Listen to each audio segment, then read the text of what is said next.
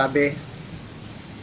Jumpa lagi dengan saya di Negara Bijaksana, channel yang membahas sebuah persoalan populer di Indonesia secara bijaksana dan dijamin dengan pemikiran terbaru.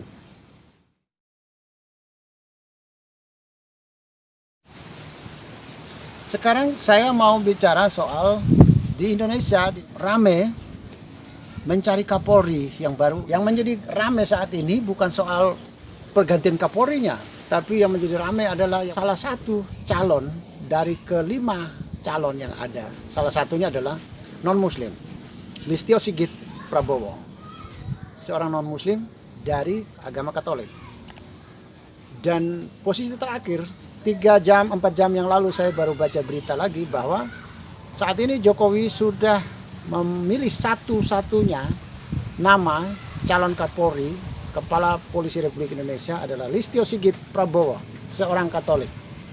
Sesuatu yang kita perlu cermati adalah kira-kira 10 tahun terakhir, paling kurang ya 10 tahun terakhir ini, masa reformasi, itu kelompok intoleran di Indonesia termasuk cukup tinggi, menolak pejabat publik yang berasal dari agama non-muslim. Saya ingat di Bantul saja itu seorang camat Katolik ditolak. Kali ini seorang Kapolri di Indonesia, Listio Sigit, yang orang Nasrani, orang Katolik, itu tidak mendapat penolakan di mana-mana di Indonesia. Bahkan saudara-saudara kita yang beragama Muslim, tokoh-tokoh Muslim di Indonesia, baik Muhammadiyah, NU, tokoh-tokoh ulama, para kiai, para dai di beberapa kota sudah menyatakan mendukung, tidak mempersoalkan agama apa, suku apa, tetapi sepanjang dia orang Indonesia dan bekerja untuk Indonesia, untuk semua orang, diterima. Ini adalah sebuah pemandangan yang unik terjadi saat ini, karena selama masa reformasi, terutama 10 tahun terakhir ini, ketegangan Indonesia tinggi yang dimainkan oleh para intoleran, para penjunjung khilafah, itu selalu mendapat penolakan-penolakan keras apabila orang non-muslim mengambil peran di Indonesia, pemimpin, kebanyakan ditolak. Contoh yang paling heboh, yang paling nyata adalah Ahok di Jakarta. Itu ditolak sampai Ahok harus masuk penjara. Nah, kali ini kok berbeda. Tidak ada yang menolak, malah yang ada adalah muncul pernyataan-pernyataan mendukung. Ini menarik. Tetapi situasi ini, pertanyaannya adalah apa yang sedang terjadi di Indonesia? Apakah ini menunjukkan bahwa Indonesia sudah menjadi negara demokrasi? Atau Indonesia sudah menjadi negara toleran? Mari kita lihat. Apakah secepat itu sejumlah orang di Indonesia itu, kan kaum intoleran kan bertumbuh kalau dari data-data riset yang dilaporkan oleh Wahid Institute, oleh beberapa lembaga, itu kan pertumbuhan intoleran di Indonesia kan besar sekali. Kira-kira bisa sampai dengan 80-an juta di Indonesia orang-orang intoleran. Dan setiap kali melakukan protes, demonstrasi, yang teriak-teriak kafir, yang teriak anti asing, itu kan besar sekali. Sekali turun kan kita lihat jumlahnya kan bisa jutaan. Tapi kenapa sekarang ada di mana mereka? Apakah ini menunjukkan bahwa mereka juga sudah menjadi orang toleran secara tiba-tiba? Dengan hitungan hari, hitungan minggu ini mereka sudah menjadi orang-orang toleran? Belum tentu. Jumlah mereka yang begitu berjuta-juta ini, toh yang mati baru 6 orang, yaitu yang di FPI. Sekarang yang diproses hukum baru beberapa orang, belum semua. Yang dibawa ke pengadilan juga belum berjuta-juta, belum puluhan juta, baru sedikit sekali, baru beberapa orang.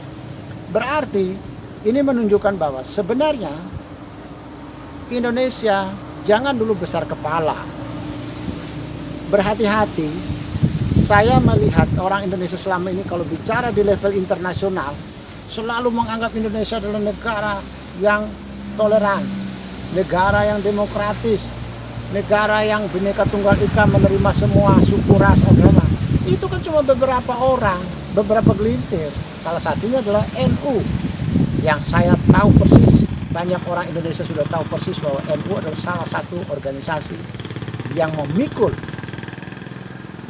paham kebinekaan, paham yang ramah, beragama dengan damai. Baru NU yang saya tahu dan saya jamin. Yang lainnya belum. Kenapa? Sekarang pada diam. Kenapa demo sudah tidak lagi?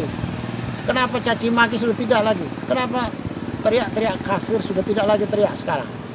Kenapa begitu? Padahal itu masih ada. Jumlahnya masih besar. Itu artinya sekarang bukan berarti intoleran sudah tidak ada atau sekarang negara ini menjadi negara toleran. Bukan begitu.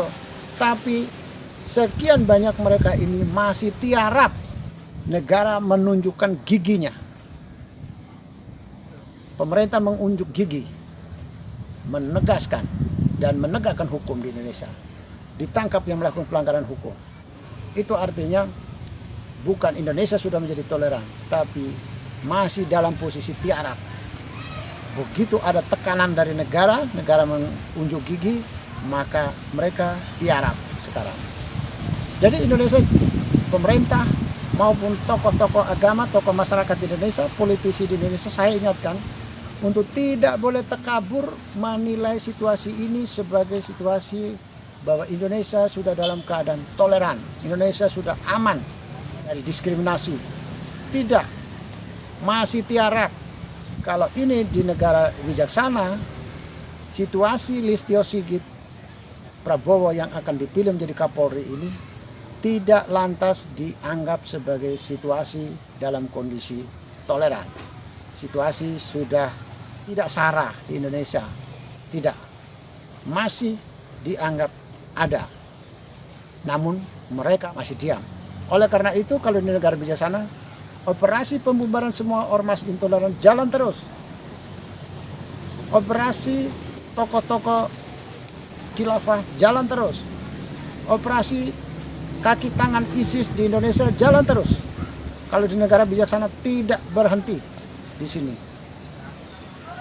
Jumlah mereka masih besar. Lihat data di Wahid Institute, lihat data di beberapa lembaga riset. Masih besar sekali.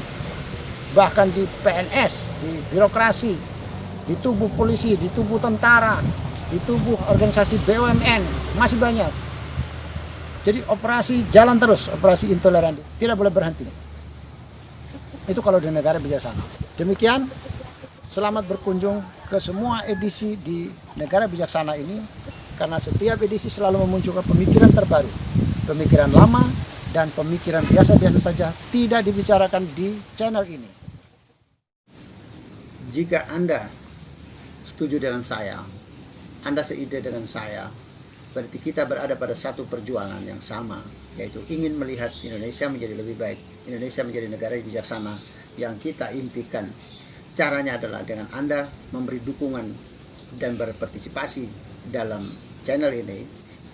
Subscribe di bawah channel ini, bunyikan lonceng di sampingnya untuk menunjukkan Anda berlangganan secara gratis, dan ada pemberitahuan setiap kali saya mengirim edisi baru. Dan jika Anda setuju dengan ide ini, jangan lupa bagikan ke semua relasi Anda. Terima kasih.